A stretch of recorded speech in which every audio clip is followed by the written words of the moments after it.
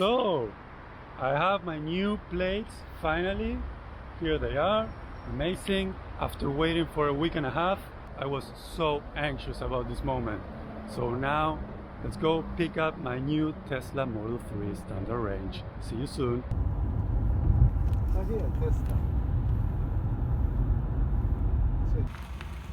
So here we are, guys, the delivery, Tesla, Berlin. A lot of Teslas inside this building. Let's go.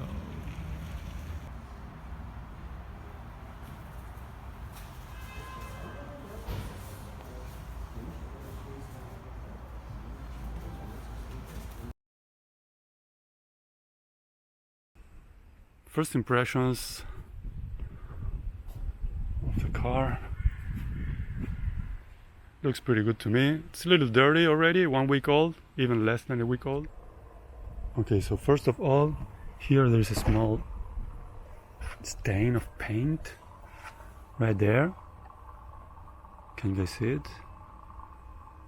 Which should come off. Okay, there it goes, off. Okay, no big deal, gone.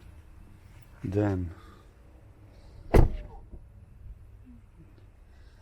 considering the gaps, I think they're fine. I think all cars have some kind of gaps. I don't really care that much as long as the pieces don't fall off. I'm fine with that. It's okay. What I found not so cool is that below the trunk I saw this. Now let's see a different portion of it. Let's see. This, it's kind of weird. Looks like cheap silicone, white silicone that you use for your toilets. But since it's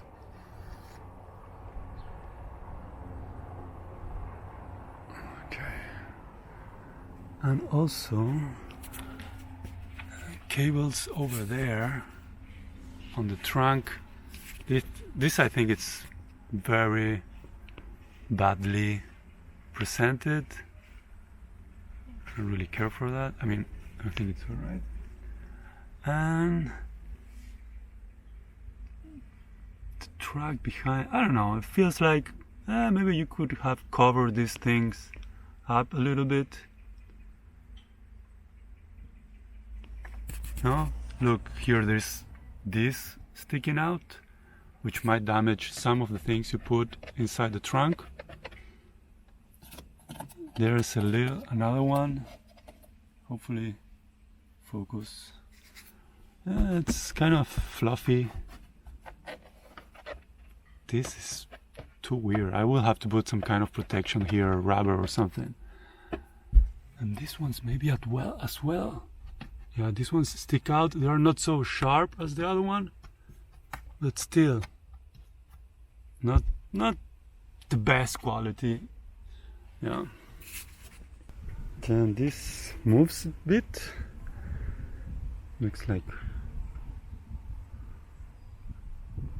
the other one is really well done, hard. This one moves a bit. And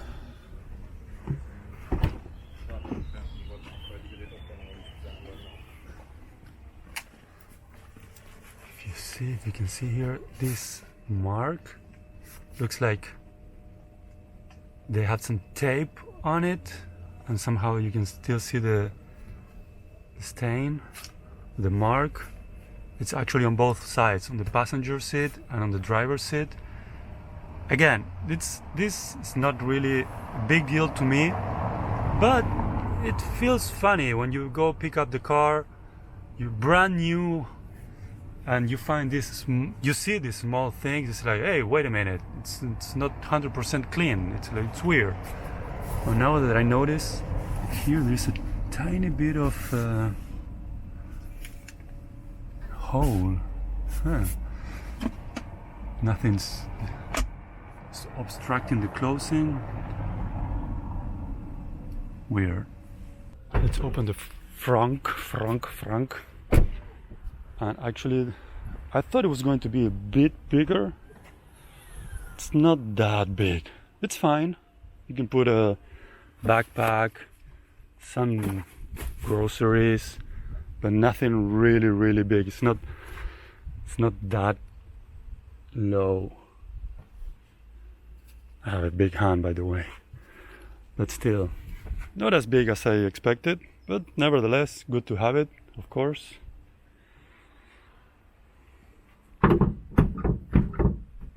You're supposed to close it with both hands, but I can't right now.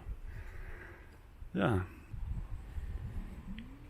everything else looks fine to me.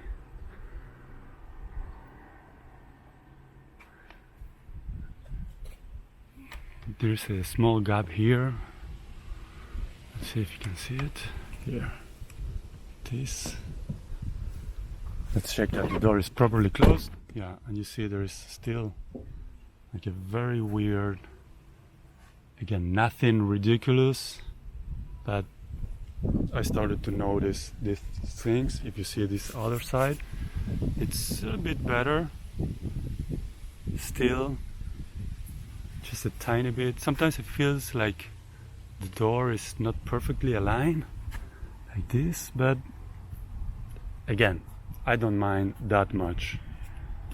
So one thing worth mentioning regarding the sound system, I recently found out that these two speakers, this one, which there is a speaker inside, it's not wired, there's no cable, and also on the other one, this one as well, it's also not wired, which is a very disappointing thing, because I was really hoping to get the full experience. And also other previous models from 2020 have two speakers in the rear over there. This one does not.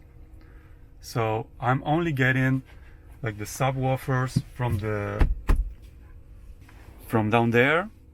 That's where the subwoofers, the bass is coming, and from the soundbar there are some speakers there. I don't know now how many, but again, this one and this one are not wired, even though apparently there are speakers inside.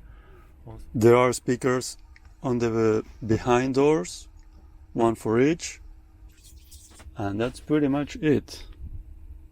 Also, what I would have loved is to have these cables able to connect to the phone.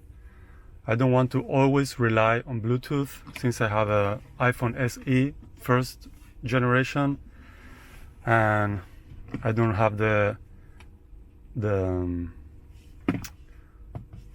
wireless charging. So I even bought an adapter for wireless charging, but it hits my phone a bit. At home I don't really charge it this way. For me it's not really that convenient. The cup holders here are one size. The ones behind have this kind of rubber balls that allows you to put bigger or smaller bottles.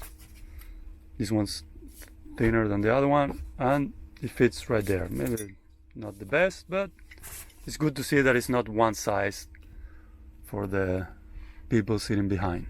I thought it was a nice touch. Would have been great to have it also in the front, but it's not the case. So regarding all the connectivity options and music devices and stuff, I will do a separate video on that after I have a little bit more experience with the driving and connections and what's the best, how it really works. For now, I have been listening to regular radio and through my iPhone on Apple Music connected to Bluetooth, which is fine. There is a bit of a lag. I really don't like that. But yeah, everything else seems to work kind of okay. Okay, I'm going to show you how you can charge for free at a supermarket in Germany. Let's open the trunk, the charging port, and we go here, we pick up, select here which one we need, this one, let's plug it in there, Okay, and now you start.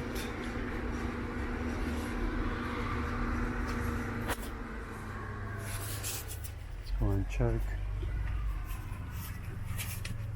Starting to charge.